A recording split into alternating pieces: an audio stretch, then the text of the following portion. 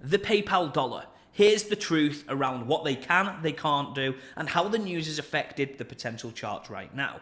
Now, before we do get into today's video, be sure to hit that like button, drop me a comment, and please do subscribe because we're on a journey together. We want to educate ourselves in the best possible way, and of course that involves, on this channel, staying up to date with all of the latest crypto news and paying attention to ranges of which provide opportunities for us to make better potential trades.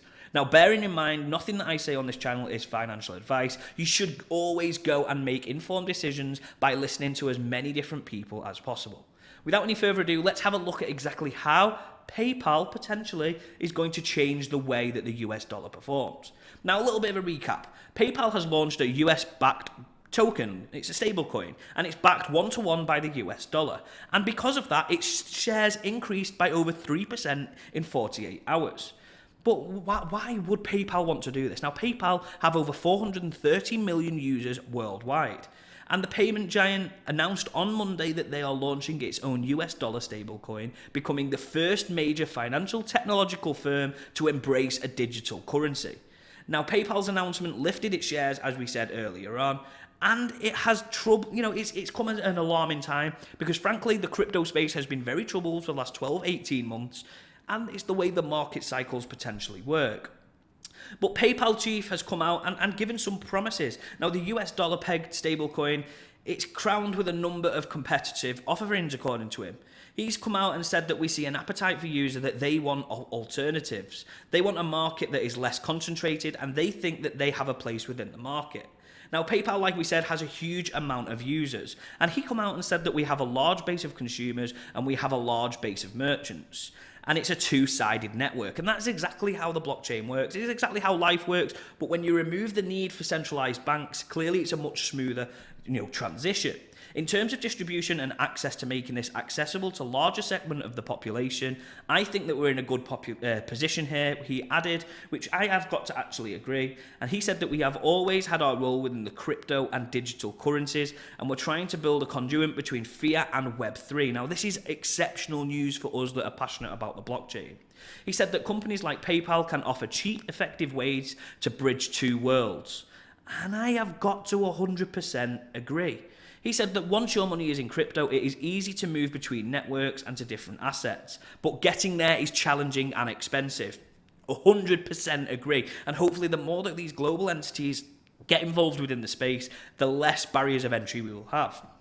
A lot of people don't realize, like I said earlier in this, Elon Musk actually co-owns, part-owns PayPal, and some of this is clearly got to have a representation on where he's going. Now, people get very confused with Twitter and where potentially they could go, and maybe overly excited. Is this the token that Twitter and Elon are going to use for its payments? And I think potentially there could be legs in that. Now, a lot of people have come out and said that PayPal stablecoin is just, frankly, a marketing gimmick to bring more attention and to bring a different sector back into them, because really a lot of us DeFi guys, a lot of the people that are really passionate about blockchain, we are not big lovers of using traditional finance. And people are saying, is this frankly just a marketing ploy? And I've got to be honest, I don't think it is. I've got to kill this little bit of FUD. Altcoin Daily flagged this, and rightfully so, because people need to be educated on this.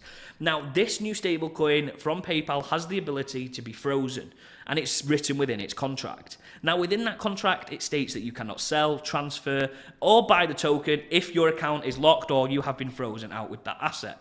Now, other stablecoins also have it, and there's a reason for this, in my opinion. Now, this isn't fact. This isn't the 100% reason they've put it in. This is my take on this. If something is centrally owned like the US dollar and distributed, and something is backed against it, they need a level of control for regulatory opinions and possibly processes in the future. So what I am thinking is that if everything is backed one-to-one, the US government need to know where that money is going and where it's held and how it potentially is being used. And they need that level of control. Now, that level of control is very important because it very often clashes with the core principles of the crypto space. This is an alarming thing for many people because, frankly, they didn't know it happened. Now, when you look at other stable coins, USDC, USDT, they also have this feature, so this isn't something particularly new. But what it is, it's great that people are getting educated as to stable coins' potential risks. Hopefully you found that little section informative. If you did, be sure to hit that like button, drop me a comment, and most importantly, let's see what's going on in the space, because who the hell knows? I'm not an expert. Are you? Let's go.